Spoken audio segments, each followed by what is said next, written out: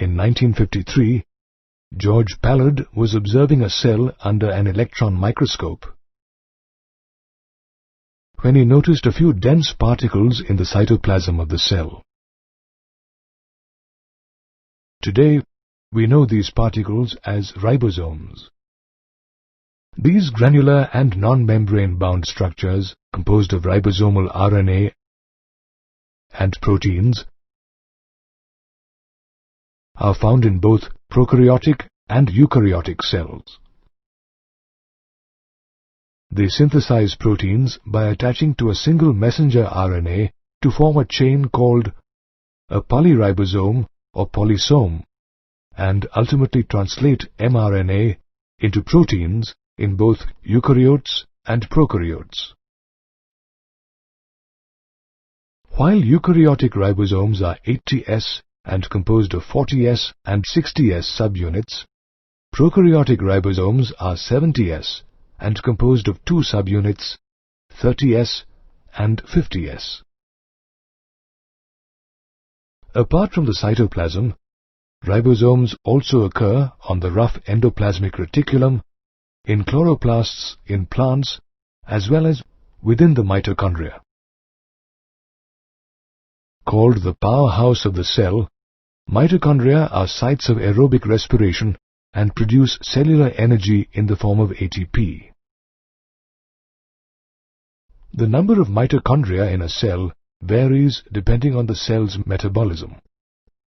Muscle cells, for instance, need a continuous supply of energy, and hence they contain a large number of mitochondria. Microscopic studies have revealed that a typical mitochondrion, which divides by fission, is sausage-shaped or cylindrical, with a diameter of 0.2 to 1 microns and a length of 1 to 4.1 microns. It is a double membrane-bound structure consisting of an outer membrane and an inner membrane, and each membrane has its own specific enzymes associated with the mitochondrial function. The membranes divide the mitochondrial lumen into two aqueous compartments, the outer compartment and the inner compartment called the matrix, that contains a single circular DNA molecule, a few RNA molecules, 70S ribosomes, and the components required for the synthesis of proteins. While the outer membrane forms a continuous limiting boundary, the inner membrane folds towards the matrix to form infoldings called cristae. These cristae increase the surface area of the inner membrane of the mitochondria.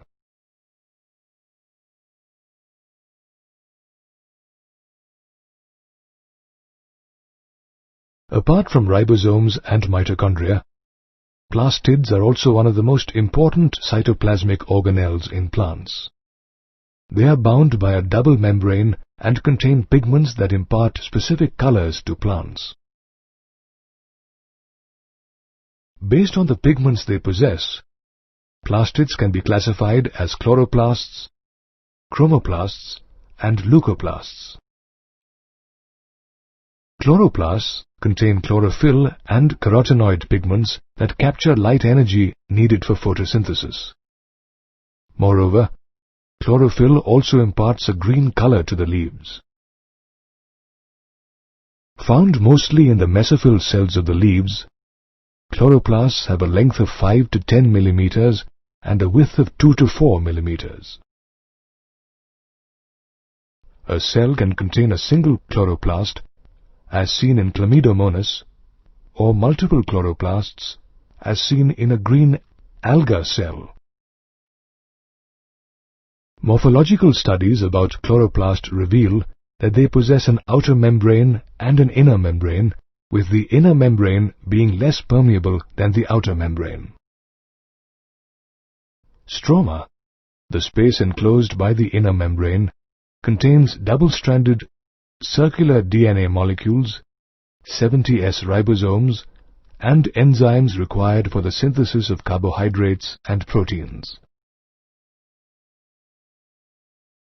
Stroma also contains thylakoids, flattened membranous sacs containing chlorophyll pigment in their lumen, the space enclosed by the thylakoid membranes. Around 20 to 50 thylakoids are stacked like piles of coins, forming grana or intergranal thylakoids. The thylakoids of different grana are connected to each other by flat membranous tubules called stroma lamellae. Did you know that chloroplasts as well as mitochondria are known as semi-autonomous organelles as they possess their own DNA? Chromoplasts, another type of plastids found in plant cells, contain fat-soluble carotenoid pigments such as carotene and xanthophylls that give red, yellow and orange color to plant parts. The third type of plastids, leucoplasts, are colorless plastids that store nutrients such as carbohydrates and fats. Based on the type of nutrient stored, leucoplasts can be classified as amyloplasts, eleoplasts, and aleuroplasts.